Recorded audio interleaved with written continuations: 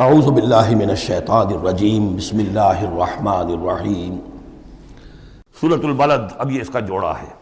بسم اللہ الرحمن الرحیم۔ لا اقسم بہذا البلد، یہ میں نے نہیں وضاحت کی آپ کے سامنے، یہ لا اقسم کیوں ہے؟ لا اقسم، لا اقسم بیوم القیامہ، لا اقسم بالنفس اللوامہ، فلا اقسم بالشفق واللیل وما وسق۔ یہ لا جو ہے نافیہ نہیں ہے، یہ لا ہے اس معنی میں تم جو کہہ رہے ہو غلط ہے، میں قسم کھاتا ہوں قیامت کے دن کی۔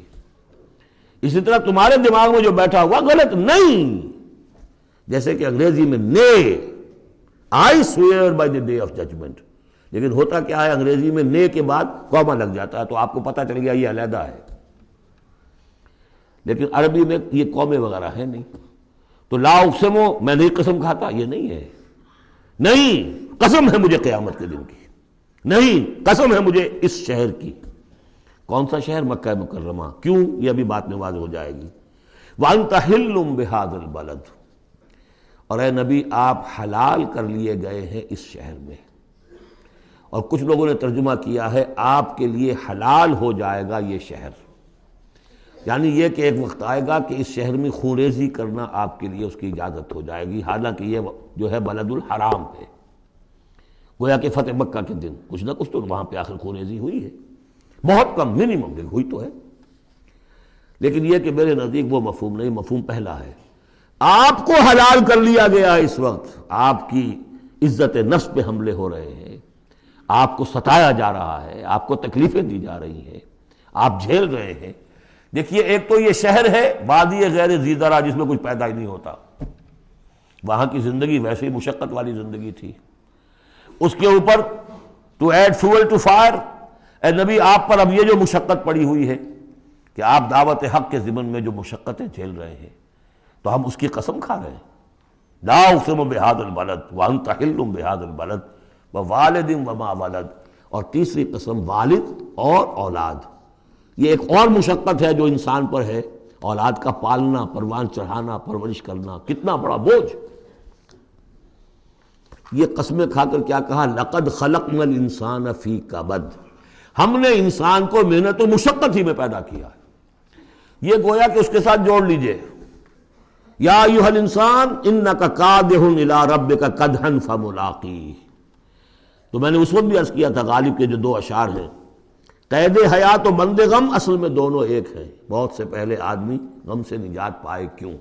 مشقت تو یہاں ہر ایک کے لیے، محنت ہے، مشقت ہے، تکلیف ہے، مسائل ہیں، پریشانیاں ہیں، کوفت ہے، ہر شخص کے لیے۔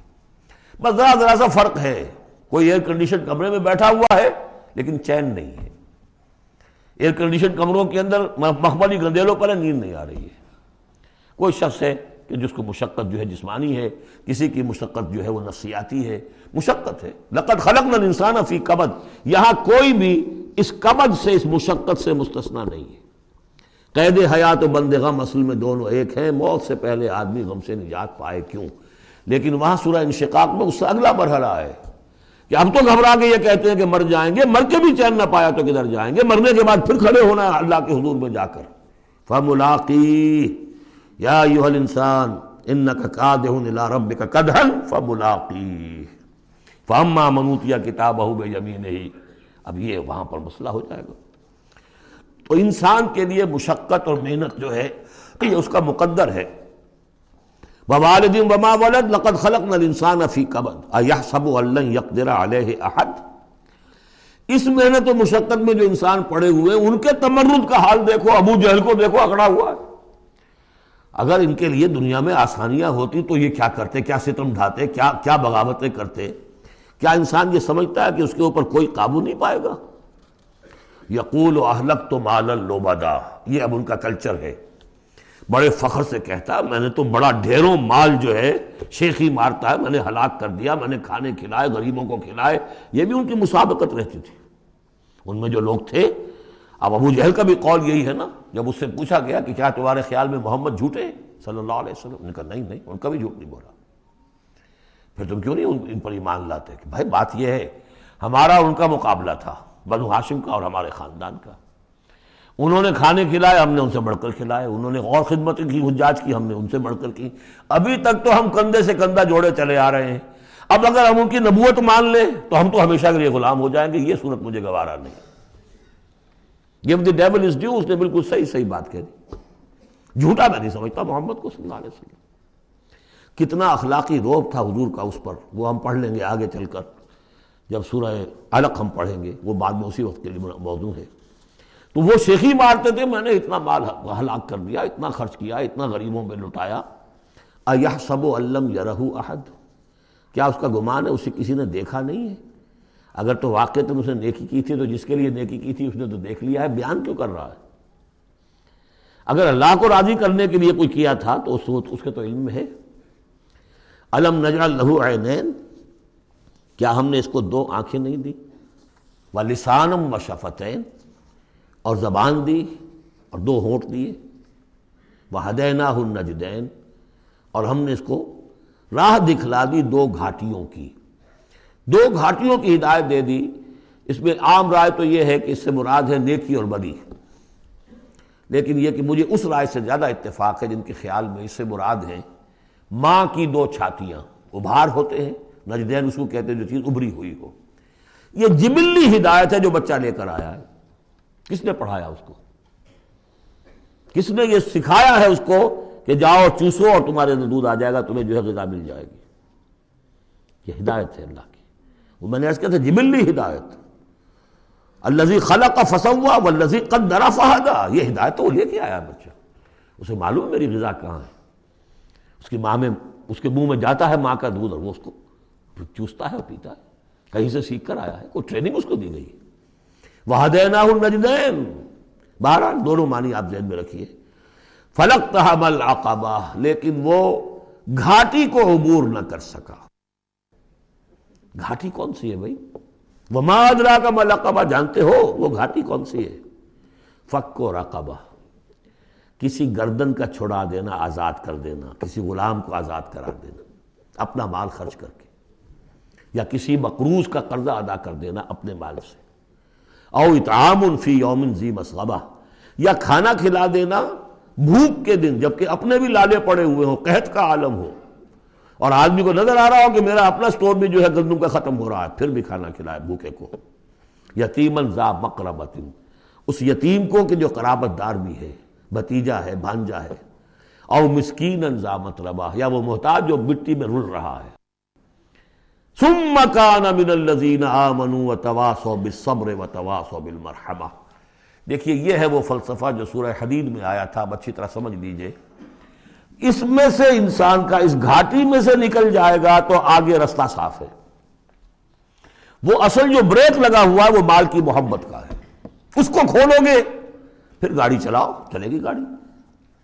جس کے دل میں یہ مال کی محبت ہے، جو مال کو خرچ نہیں کر سکتا کسی بھی ضرورت مند کے اوپر، کسی ادائے حقوق کے اندر، اب وہ شخص جو ہے وہ تو گویا کہ اس گھاٹی سے نکلا ہی نہیں۔ اسے ایمان کی کہاں نعمت میسر آئے گی، ایمان لے بھی آئے گا اس حال میں تو منافق ہوگا۔ سمجھ رہے میری بات کو؟ اگر یہ گند دل میں سے نکلا نہیں، پاک نہیں ہوا، تو ایمان لے بھی آئے گا کسی وجہ سے تو منافق بنے گا، مومن تو نہیں بن سکتا صحیح معنی میں۔ اس گندگی کو دور کرو، جیسا کہ ہم نے وہاں پڑھا تھا، اعلموا ان اللہ یحیی الارض بعد موتہا قد بینا لکم الآیات لعلکم تعقلون ان المصدقین والمصدقات واقرضوا اللہ قرضا حسنا یضاعف لهم ولہم اجر کریم والذین آمنوا باللہ ورسلہ، یہ منزل طے کر کے اگر ایمان لایا ہے انسان تو اولئک هم الصدیقون والشہداء، وہ ان کے مراتب عالیہ کھلے ہوئے ہیں، ادھر جاؤ یا ادھر جاؤ اپنی استاد طبع اور مزاج کے مطابق۔ یہاں بھی وہی ہے، پہلے یہ کام کیے ہوں فلقتحم العقبہ، اگر اس گھاٹی کو عبور کر لے، اور گھاٹی کون سی ہے؟ فک رقبۃ او اطعام فی یوم ذی مسغبۃ یتیما ذا مقربۃ او مسکینا ذا متربہ ثم کان من الذین آمنوا وتواصوا بالصبر وتواصوا بالمرحمہ۔ زمین کے اندر سے یہ گند آپ نے نکال دیا، شوریلی زمین کے اندر جو بھی تھا اس کو صاف کر کے اب بیج ڈالیے ایمان کا۔ ثم، یہ زمین تیار ہو گئی ہے، اب بیج ڈالیے۔ ثم کان من الذین آمنوا، پھر ہوا وہ ان لوگوں میں شامل کہ جو ایمان لائے اور تواصوا بالصبر وتواصوا بالمرحمہ، یہ وہ مضمون یہاں آ گیا ہے، والعصر ان الانسان لفی خسر الا الذین آمنوا وعملوا الصالحات وتواصوا بالحق وتواصوا بالصبر۔ اور یہاں پہ ترتیب بدلی ہوئی ہے، وہاں ایمان کے بعد عمل صالح یا عمل صالح کے بعد ایمان ہے، وہاں تواصی بالحق کے بعد تواصی بالصبر ہے، یہاں تواصی بالصبر پہلے ہے، تواصی بالمرحمہ بعد میں ہے۔ تو اس میں تقابل سے بہت سے جو حقائق ہیں وہ کھلتے ہیں۔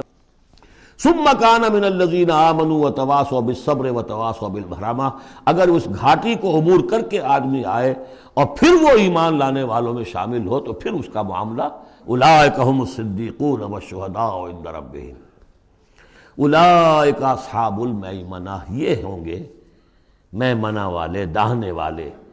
وہ داہنے والا ہم پڑھ چکے ہیں سورہ واقعہ میں بھی، فاصحاب الیمین ما اصحاب الیمین واصحاب الشمال ما اصحاب الشمال فالسابقون السابقون کنتم ازواجا ثلاثا، تین گروہوں میں تم تقسیم ہو جاؤ گے۔